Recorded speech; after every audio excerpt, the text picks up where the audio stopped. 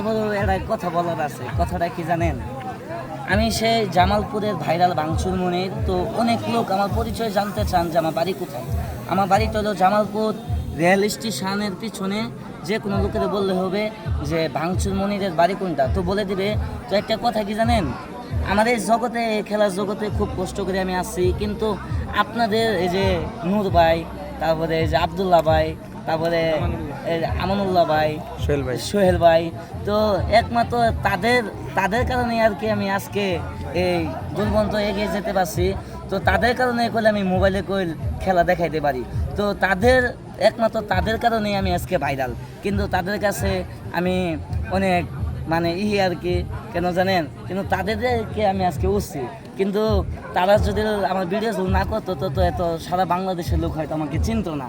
হ্যাঁ, আপনারা ভিডিও করছেন, প্রথম আমার খেলা ভিডিও করছেন, আপনারা ভাইরাল করছেন।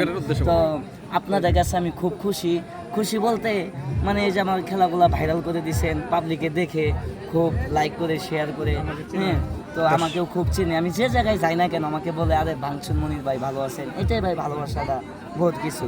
তো ভাই এই যে আমার এই বিভিন্ন ধরনের খেলাধুলা যারা দেখেন, এই যে আমি এই যে 9 মাসের গর্ভবতী বানাই আর কি, এই যে আমি যে বলি যে 9 মাসের গর্ভবতী, আসলে এটা একমাত্র বলি আপনাদেরকে হাসানোর জন্য, বুঝছেন? এটা আমি হাসানোর জন্যই বলি।